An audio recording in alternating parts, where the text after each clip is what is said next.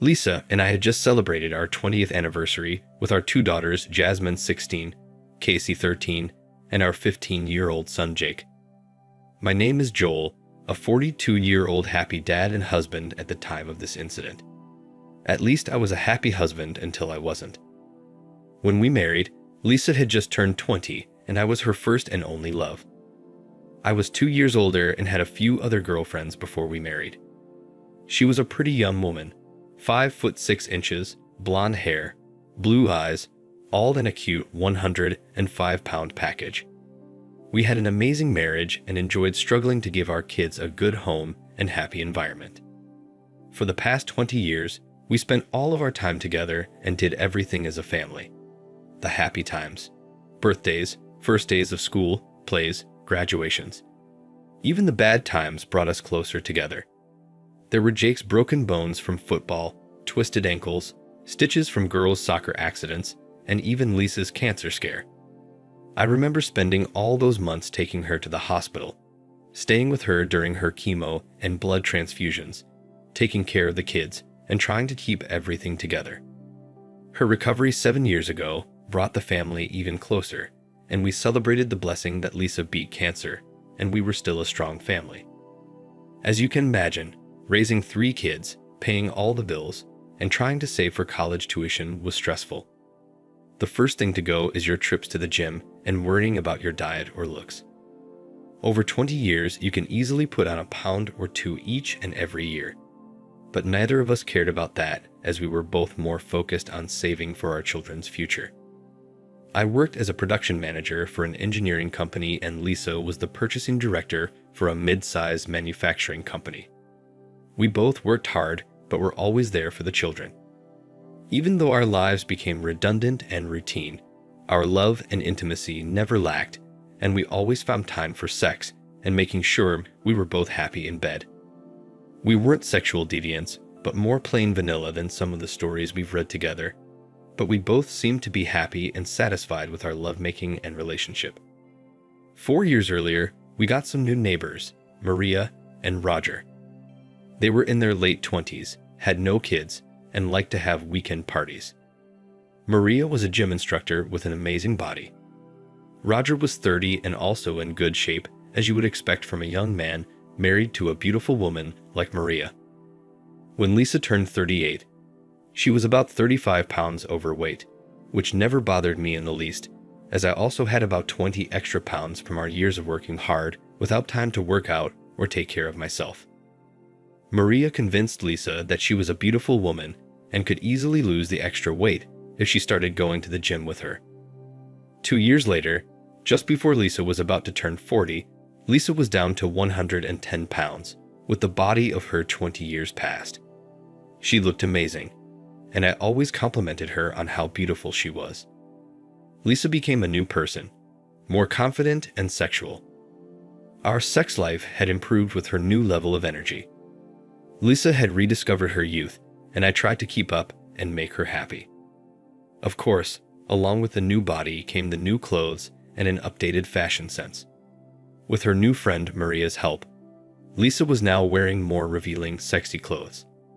The new Lisa was enjoying her new body and liked to show it off in the tighter, more revealing, fashionable outfits.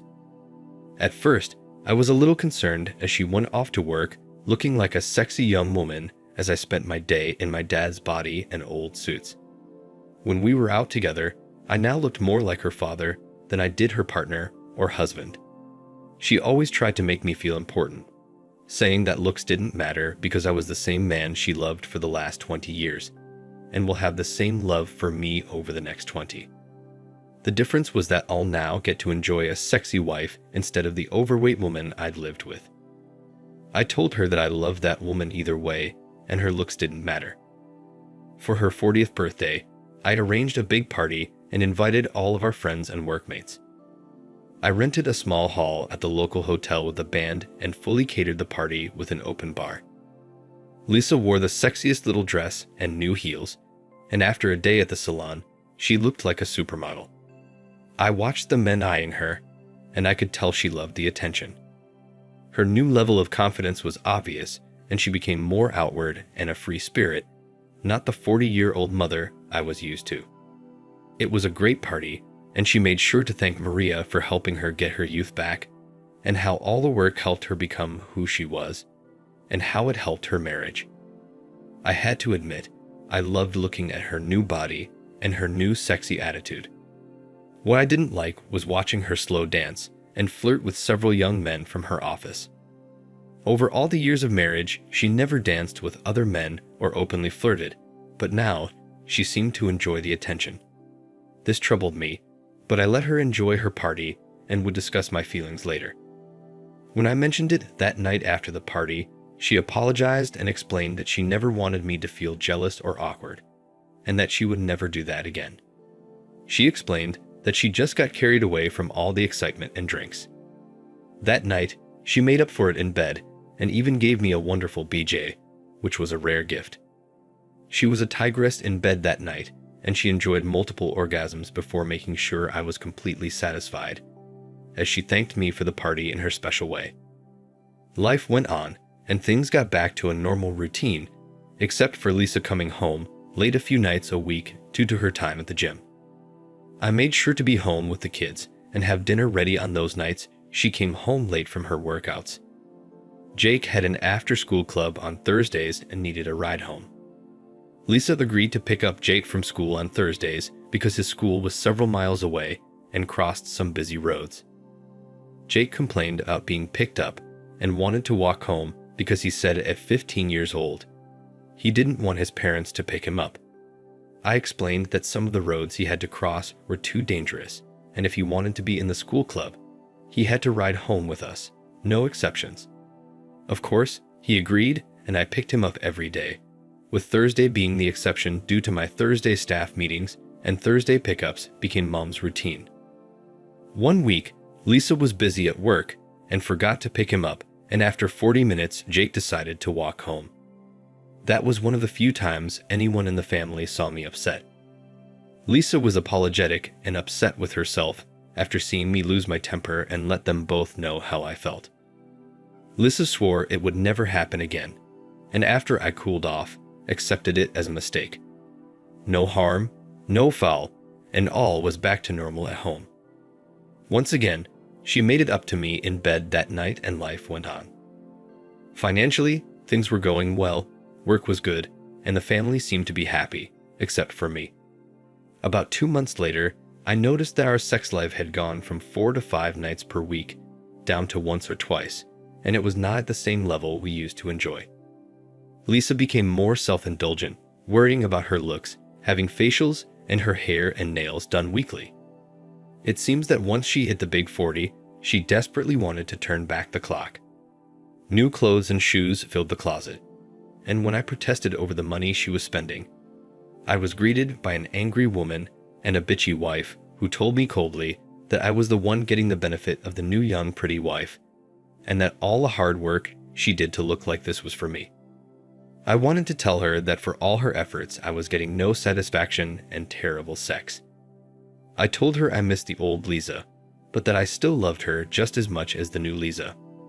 More late nights, time at the gym, and a few nights out with Maria, our neighbor and gym instructor. That's when I made a decision to take her away for a weekend to reconnect and try to get things back on track. I loved Lisa, but needed to put my foot down and get things back to normal. The following week, I planned on taking her to dinner on Friday night and telling her of the plans of our getaway over a romantic dinner. Tuesday night, I told her I made reservations for Friday night and already made plans for her parents to come over and be with the kids. The next morning, I watched her getting ready for work. She was wearing another new dress that was a little over the top for work, along with dark pantyhose and red high heels. She looked sexy as hell, but too dressed up for work. When I asked her about her outfit, she explained that the big bosses were coming in, and she wanted to impress them. I knew better than to start a fight, so that Thursday morning, I left the house wondering if I was ever getting my old Lisa back. I loved her, but disliked this new woman. Perhaps it was my insecurity because I never lost my extra weight, and when we were together, we no longer looked like a couple. I now had a trophy wife without the love and intimacy we once shared, and I was struggling and praying that our getaway weekend would help us reconnect. Unfortunately, the events of that week delayed any getaways or a date night. It was Thursday afternoon at 4 p.m. when I got a call from the hospital. I was delivering a presentation at our staff meeting when the call came in that Jake was in the emergency room and needed immediate surgery. They explained I needed to get there immediately. I ran out to my car and drove like a madman to the hospital, which was about 15 minutes away. I called Lisa several times, but no answer. I called her parents and asked them to pick up the girls and come to the hospital to be with their brother. I left Lisa multiple messages and texts on her phone, wondering and worried about where she was. She always answered her phone, but for some reason wasn't answering today. When I got to the hospital, I met the doctors, signed all sorts of papers, gave my insurance card, and spent a minute with my son who was unconscious and covered in blood. It looked bad as I noticed his broken leg, cuts, and bruises all over his body. I kissed his forehead and felt tears running down my face as they wheeled him to the operating room. I was alone and scared to death as I started to worry about Lisa again. They led me to the surgery waiting room where I met up with my daughters along with Lisa's parents, Edward and Mary. They looked to me for answers and I told them what I knew, including their missing daughter. We came to the conclusion that Lisa didn't pick Jake up from school and he decided to walk home again. I told them I was really worried about Lisa because she wasn't answering the phone and didn't pick Jake up at school. They realized how unusual that was as we stood in a circle in the private waiting room trying to figure out what was going on. Let me call her office again and see if they know anything, I said as I dialed her office. I called and asked the other person for Lisa's whereabouts, and I was told she hasn't been seen after she went for lunch. I said our son was in an accident and is in the hospital, and that I really need to find her. So, I asked the receiver if she knew when and with whom she went to lunch with. She said she left at 1 p.m. with Mr. Donnie, one of their supplier's sales reps. I then asked for his number so I could try calling him to see if he knew where she was. After waiting for a few moments, she sent his business number to me. I thanked her and told her to call me as soon as possible if she hears anything. I hung up and immediately dialed his number. There was no answer, and it also went straight to voicemail, and I suddenly had a very bad feeling. Not only was I distraught about my son, who was about to have major surgery, but my wife seemed to be missing in action along with some salesmen. Tears were running down my face from all the stress. Lisa's mom, Mary, gave me a hug and told me to hang in there. I was feeling anger start to build up when I heard Jasmine yell, "I found Mom, Dad." I turned to Jasmine, who was holding up her phone, and asked, "What do you mean?" She said her mom put this Find Me application on their phones to keep track of them, and it works for her phone as well. She pointed to a flashing red dot on her phone and said she's right there. I then asked, "Where is that?" She zoomed into the phone, and after a few seconds, it gave us a location. It was at a hotel somewhere downtown. When everyone heard that, they turned to me with a look of surprise. I quickly had an idea of how to get in contact with her. Unfortunately, if my idea worked, it meant the end of my marriage. Everyone watched me hit buttons on my phone. They were wondering what I was doing as I called the hotel and asked to be put through to Mr. Dunny's room. They put me on hold, and a moment later, I heard the phone ringing. After 8 rings, a man finally answered in a frustrated tone. Apparently, I was disturbing him. Hello. "Hello, is this Mr. Donny?" Yes, how can I help you?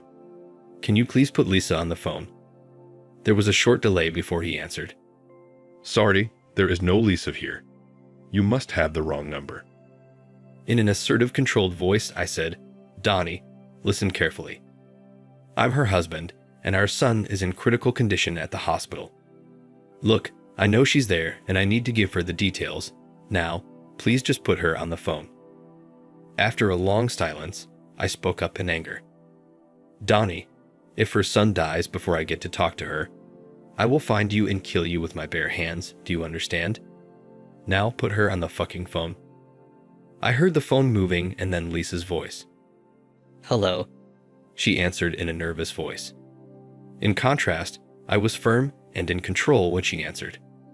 Lisa, listen carefully. Jake was hit by a car while he was walking home from school. He's in surgery and in critical condition. When you get done ducking your boyfriend, please come to the surgery waiting room at X hospital. Do you understand? I heard her scream as I was disconnected from the call. I was so focused at that moment that I forgot that my two girls and Lisa's parents were listening to the conversation. They were now looking at me in complete shock. All the emotion from the day and hearing my wife on the phone with her lover was all my body could handle, and I actually cried. For the first time ever, I cried in front of my family. The pain was great from Jake's accident and the loss of my wife, and I could no longer be stoic and strong. I was on my knees, sobbing as my kids hugged me and cried. Maria and Roger, our neighbor, stood next to us as well. It was a sad scene, but I knew everyone needed my strength, so I stood up, kissed my girls, wiped my eyes, and spoke to everyone. I apologized to everyone for what they've just heard, and that I lost it when I heard him answer the phone. I told them that it appears Lisa spent the afternoon in bed with some salesman from work and forgot to pick Jake up. I said she's with him right now, but I'm sure she will be here shortly now that she knows what happened. I asked them to please keep her away from me because I'm not sure what I'll do in the state I'm in. I saw the anger in her mother's eyes. Mary was one tough broad and did not raise her daughter this way. She didn't approve of her daughter's recent changes and told her so, but she never would have believed her little girl could have done this. Jasmine was still crying and asked, Dad, is Mom cheating on you? I said, it appears that she is, but you can ask her when she gets here. In the meantime, let's focus on praying for your brother. He needs all of our prayers right now. We can deal with Mom later. About 20 minutes later, Lisa walked into the surgical waiting room only to be confronted by her mother. Mary walked up to her daughter and immediately slapped her across the face so hard that it would have brought down a grown man. Lisa's head practically spun around, and her face was already turning red from her mother's strike. You slut. We raised you better than this. This is all your fault. I hope you're happy. She spoke through her tears. Mom, it's not like that. Her dad grabbed Mary and looked at Lisa with a sad face. Lisa, stop it. We all know what you've been up to today. It's a shame that you didn't care more for your son than you do your lover. Now your son is fighting for his life because you were in the arms of another man. That's when our daughter, Jasmine, yelled as she cried, I hate you. You cheated on Dad, and now Jake might die. I hate you. I hope you die. Yep, this was a fucking train wreck. Lisa looked my way, but when she saw the look on my face, she turned and sat alone on one of the chairs away from the rest of us. For the next 30 minutes, we sat there not knowing what was happening with Jake, until a doctor came in to talk to the family. He explained about all the broken bones they were fixing, and the punctured lung that was already taken care of, but the problem was some internal bleeding. He explained that Jake had lost a great deal of blood and was in grave danger. He said he would need blood and wanted to take some samples to see if we could donate. Of course, we all agreed. While we waited for our blood to be drawn, I looked over at Lisa and had to ask, will we learn anything from the blood test, Lisa? Is Jake my son? She started crying harder than ever with her head between her knees. She was rocking back and forth as she cried like she had never cried before. Turns out my blood was the same as Jake's, and we ended up donating several pints of blood. A few minutes after we gave blood, I asked everyone to give Lisa and me a few minutes alone. After they gave us our privacy, I took a good look at Lisa, who was trying to avoid eye contact. I noticed how disheveled her clothes were, and I realized she must have rushed out of the hotel room to get there. Lisa, you look terrible. Your nylons are missing. Your makeup is a mess, and you haven't even brushed your hair. You smell of sex, and I'm guessing you're sitting here with your family while your body is full of your boyfriend's spunk. You couldn't be more disrespectful if you tried. That comment caused her head to snap upright and speak for the first time since she arrived. He's not my boyfriend. Please don't say that. There's no one else. I only love you.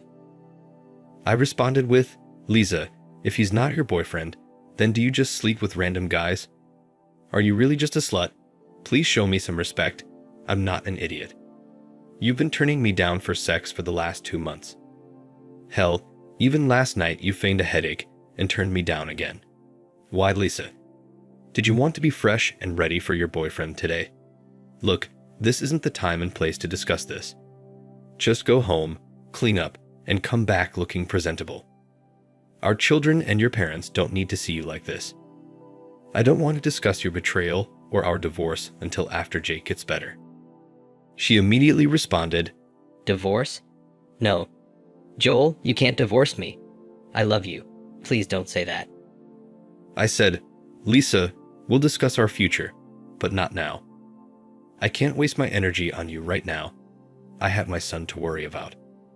I need to focus on Jake, not what you've done to our family. Just go home and get cleaned up.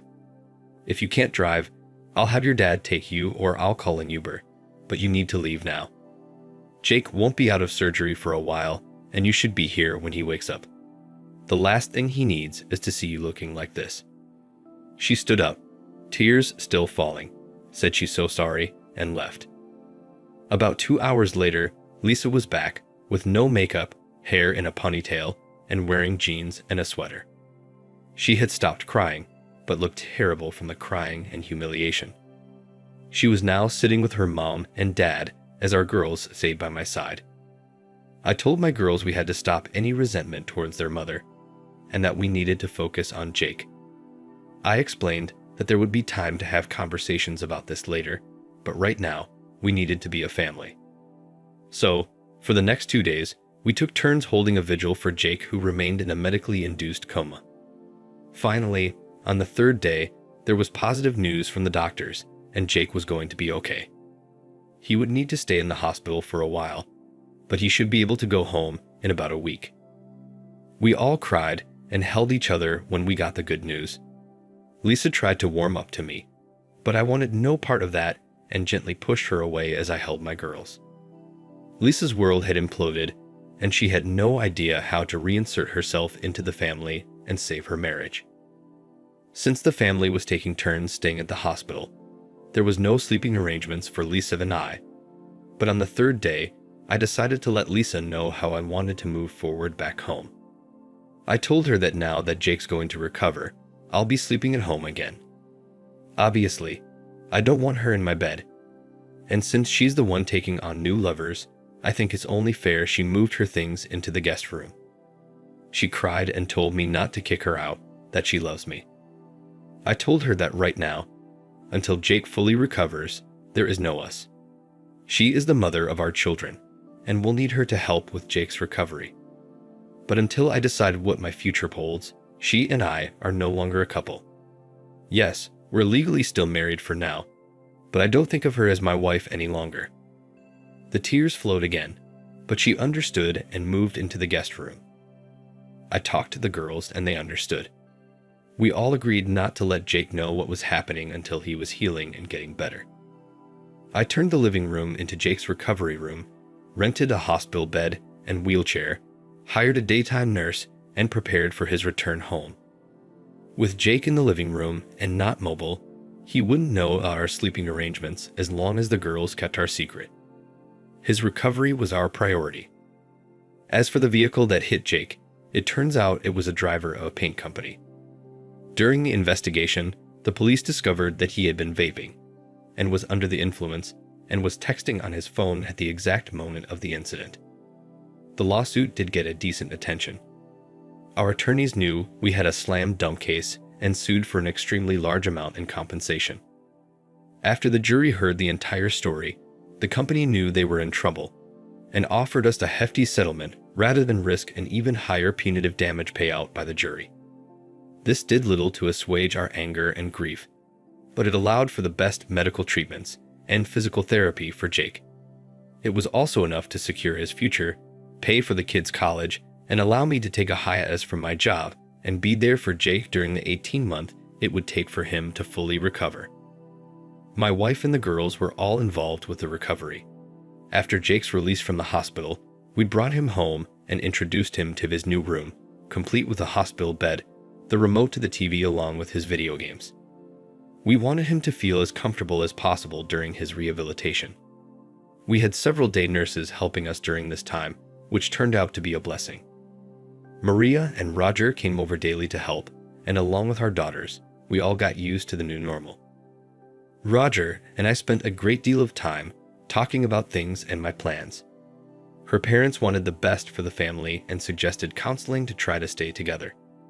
Several times, I told them I wasn't ready and wanted to continue to focus on helping Jake through his difficult time. Lisa and I were only speaking when we were together with Jake. From hearing the girls talking that their mom made some type of mistake, Jake realized that there was a big problem. He was always the sensitive one in the family, and one day when we were alone, he asked me what was going on, and for me to forgive her. He reminded me that Mom loves me and he can tell she's been hurting. I had to wipe a small tear away and tell him that our issues weren't his concern and to concentrate on getting better. That's the moment I realized that I needed to face the situation and make some decisions. I told Lisa we were going to dinner on Friday night to have a talk.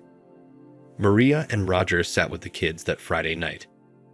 We went to our favorite Italian restaurant, and after several drinks, I decided it was time for the talk, and told the waiter to give us some time before we ordered. This was the first time since that fateful day I spoke directly to Lisa. Up until that night, I had only answered questions or followed along in a conversation. So, for the first time since the accident, I spoke directly to Lisa about our future together. I said, "Lisa, I know it's been hard for you, and it's not fair that you're sleeping in the guest room. Since the accident, I haven't had time to think about our future, but over the last few days, I think I have a solution to end all the stress the family is feeling about our situation. I'll look for an apartment near the house, and you can move back into the master bedroom again. Once Jake is up on his feet, I'll start the divorce process. I want to wait until he's better before he knows the entire reason for our separation." I saw a tear fall from her eye. I felt like a boy who just lost his best friend as I held back a tear for my loss. All the years of love I had for this woman were ruined by one act of selfishness, and now we were both paying for her actions. She then asked if there was any way I could forgive her and let her back into my life. I responded, "Lisa, I love you and probably always will. Besides Jake's accident, losing you has been the hardest thing that's ever happened to me. I just don't see a way back. Your selfish act of putting your boyfriend before our family and betraying my love is something I'm not sure I'll ever get over. Our son Jake almost died because you needed to be with Donnie. Think about that and put yourself in my position." She told me not to say his name, and that she's hated herself ever since that day, that she knew she messed up, and she doesn't deserve anything from me or the girls, but is there anything she can do? I told her I don't think so, and as far as I know, she hasn't done anything to resolve the situation, and that just shows she really don't care. I said once we divorce, she can go back to her boyfriend or anyone else. With her new body and looks, I'm sure she could have any man she likes. She said she deserved that, but since the accident, all she's done was try to be with Jake, and she tried not to think about what she did to me. She asked to make things right and give her another chance.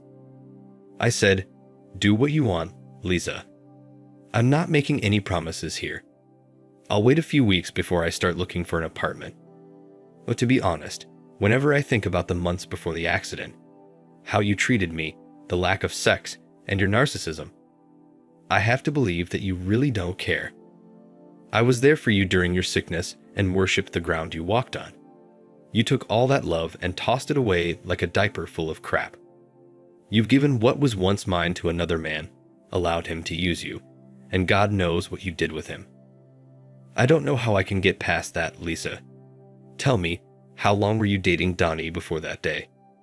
She said she was never with him before, that it was only that one time, and there was never anyone else. I responded, that wasn't my question.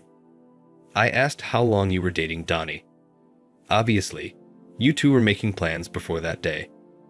I'm going to guess you've been having lunches, maybe after-hours drinks, special text messages, or an email or two. If I check your phone text messages or emails, will I find a relationship? You see, Lisa, giving yourself to another man is more than sex. The moment you started thinking of him, giving him your attention and intimacy, it became an affair. So, I'll ask one more time, and please be honest. Your lies or deception will not help our future. She said it started about 3 months before the accident, just before her 40th birthday. Said she was feeling old, but when he found out she was turning 40, he started telling her how young she looked and gave her all kinds of compliments. She knew it was wrong, but she enjoyed them and liked hearing that she was desirable to a younger man. Said she felt sexy, and he kept flirting, and then she let it get to her. She said, I'm the only man she'd ever been with, and now after 20 years, she felt like a schoolgirl again.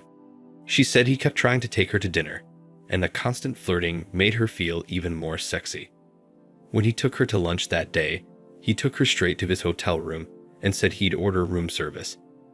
It only took a few minutes before he seduced her, and she's regretted her actions every minute since. She swore it was only that one time, and she'll never do anything like that again. I responded with, Lisa, I noticed how you enjoyed dancing and flirting with the young guys in your office at your birthday party. You'll remember our conversation about it, I'm sure. Well, ever since you started at the gym with Maria, you've changed. To be honest, I don't like the new Lisa and what she's become. I don't blame you for wanting to look young, have excitement in your life, or wanting more than I can give you. I just wish you would have told me instead of looking for something outside our marriage. I don't want to live with that woman and feel like I need to compete with younger guys, or that you were doing things behind my back. I've lost confidence in myself, our marriage, the trust I had in you, and our life together. That's not a good recipe for a healthy marriage. I'm not sure what you can do to fix things, or if they can ever be fixed. After saying those words, we ate in silence as we digested our conversation and went back home. Roger looked hopeful when we entered the house, but I just shook my head. I thanked him for watching the kids and went up to my bedroom alone. Maria saw Lisa's tears and knew nothing had changed. At least we tried. A month later, Lisa did surprise me when she told me she made reservations for dinner again. This time, she was in charge and started the conversation. Joel, you were right about everything. I did move on without you for the last 2 years and only thought of myself as I tried to get my body in shape. What I did was unforgivable, and I cannot take it back or change the past. But let me tell you how I'm going to fix things. Trying to maintain her calm, she continued, I've been seeing a therapist to help me with the guilt from my actions. Every night, I cry for hours thinking how I almost lost my baby boy and destroyed the man I love. My therapist has been a lifesaver and helped me understand all the pain my selfish actions have caused and how I hurt you in the worst way possible. She gave me some reasons for my poor choices. She said it was a cry out for attention or maybe a midlife crisis. But I disagreed with her, and I take full responsibility for my actions. I messed up, made bad choices, and convinced myself I deserved to enjoy my newfound youth after working so hard to look good. At first, I only did it to get in shape, but after I'd lost the extra weight, I started to get lots of attention from men, and it made me feel young, sexy, and desirable, which didn't help as I turned 40 years old. I could tell she was struggling to hold it together, and I just sat quietly as she continued. What's really crazy is that I loved our life, our kids, and our marriage. I never thought of hurting or cheating on you, but that's exactly what happened. It started with innocent flirting, then you saw some of that at my birthday party, but of course I didn't listen. Then it was lunches, and more flirting until I allowed myself to go and screw up my life for a meaningless afternoon of sex. I hate myself for what I did and realize now it's not who I am. And I want you to know how sorry I am for hurting you and the damage I've done to our son. You have no idea the amount of guilt and pain I live with every day. This was never about my love for you or our marriage. My actions were completely selfish. I was only thinking about myself and what I thought I deserved. What I'm telling you is not an excuse, and I don't expect you to forgive me because I broke my vows, my promise to you, and betrayed your trust and love. I will understand if you want a divorce after what I did, and I'll be sad, but you need to be happy and be with someone you can trust. In the meantime, I plan on trying to win you back. Joel, the last time we had dinner, you said I hadn't done anything to save our marriage, and I told you that I was so worried about our son that I didn't know how to save us. After you pointed that out, I spent the last month trying to show you what I've done to get you back. She was in control of her emotions and spoke in a serious tone. First of all, I've turned in my resignation today and will be a stay-at-home mom. I'll nurse Jake full-time, and we can get rid of the day nurses. I told Mr. Connor, my boss, about the affair with the supplier. You know all about his standing in the community and church, so while I was there, he called the supplier and said they would cancel their relationship if they didn't fire Donnie immediately. Apparently, our company is their largest customer and depends on our business for a good percentage of their revenue. I found out before we went out tonight that it wasn't the first complaint they had received and that Donnie was in fact terminated. After that, I went to see his wife, Patricia, and apologized for what we had done. I broke down and cried when I told her the entire story and how I was trying to fix things with you, the only man I've ever loved. She was much nicer than I would have been, but I think she realized how terrible I was feeling. Patricia tried to comfort me. She said it wasn't all my fault, as Donnie was quite the ladies' man and had a talent for seducing women. But she was stern and told me to never disrespect the man I love again. She wished me luck in getting us back together. She said it wasn't the first time this had happened, but that this was the last time. I think she was going to see a lawyer. After I left, I called Maria and told her I was giving up my gym membership. I also plan on continuing therapy. I realize that I'm a grown woman with a family that needs me, and I intend to be the best mom and wife possible if I'm given the chance again. I also gave all of my new clothes away and kept only a few things that are more suitable for women my age. The conversation became interesting as she continued. Over the last several weeks, I've read dozens of articles on affairs. I even read some stories where the wife gets a polygraph test to answer all the questions that the aggrieved husband would have. From what I've read, there are about 20 common questions that need to be answered. So last week, I made an appointment and went to an office downtown that specializes in lie detector exams. I had them ask me all of the questions I had prepared. They said the questions were unorthodox and not what they would usually ask, but agreed to my request. They said they would add them to their normal questions randomly. I gave them the list of questions I knew you had to be wondering about and answered them honestly. In a desperate voice, she said, "This envelope has the answers to your questions. I want you to know that I have not opened the envelope or looked at the results. I know what's true, and I'm confident these results will let you know I'm being completely truthful. I'll even volunteer to take a test every few months to prove how much I love you and that you can trust me again." I also met with an attorney and asked her to prepare a post-nuptial agreement to prove how serious I am and to try and win back your trust.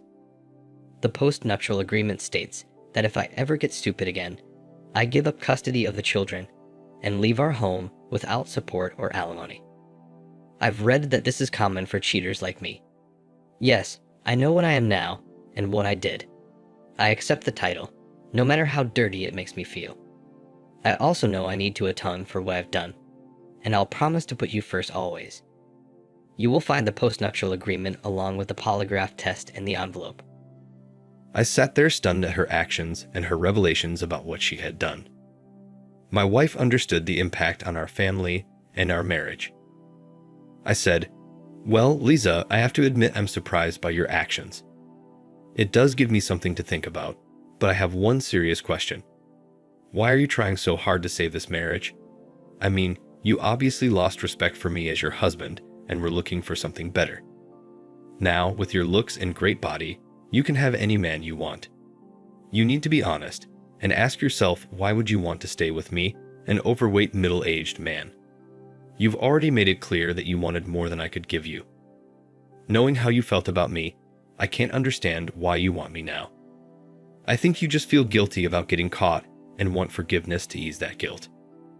No, that's not it. I want us back because I love you. You were there when I was sick, took care of me, nursed me back to health, and never complained all those years. You've always been there for me, and I've always felt your unconditional love. I took it all for granted, and I realize now how precious that love was. There is nobody else I want, and I can't even imagine being with someone else. It's always been you, and I threw it away. And truthfully, you've always been all I needed sexually. You've always made me happy. I just took things for granted and stopped thinking about anyone else but myself, and that will never happen again. She was now sobbing uncontrollably in the restaurant, making hiccup noises from the heavy crying. We were now getting looks from the other patrons. I went to her and put my arms around her and held her as she cried into my shoulder. My heart was breaking again from all of her pain, and I wasn't sure how much more of all these emotions I could take. After she settled down, she handed me the manila envelope and told me to read the report later tonight when I was alone in bed. It definitely got my interest, and I wondered what I would learn. We got home, and just before we pulled into the driveway, she looked at me with the saddest eyes I've ever seen and said, Please don't leave us, Joel. Don't move out of our home. I'll be happy to stay in the guest room if you don't want me in your bed. I understand why you wouldn't want me there, because when I think how I would have reacted if you did what I did, well, let's just say I understand, and I'll be there as long as you want. I just want to be with you and have our family stay together again. Please don't leave us. I know you'll never forgive me, but please give me a chance to win your heart back once more. Once in my room, I took a shower, brushed my teeth, climbed in bed, and looked at the manila envelope, wondering what answers I would find inside. Would it make any difference? Did I want her back after everything that had happened? When I opened the file, I was shocked to find the amount of detail in the report from the polygraph test. I looked at all the questions and answers, all the data, and then the summary. Apparently, she did a great deal of research because all the questions I've had were now answered and in my hands. I wasn't sure I was ready, but I would soon know the truth. The questions seemed to have been jumbled and out of order so as not to allow her to know what was coming next. It was amusing as I could tell from the questions that Lisa had come up with, because a true polygraph would not ask questions this way. After reading the answers, I slept soundly that night, still not sure of my future, but somehow the answers to those questions gave me some relief.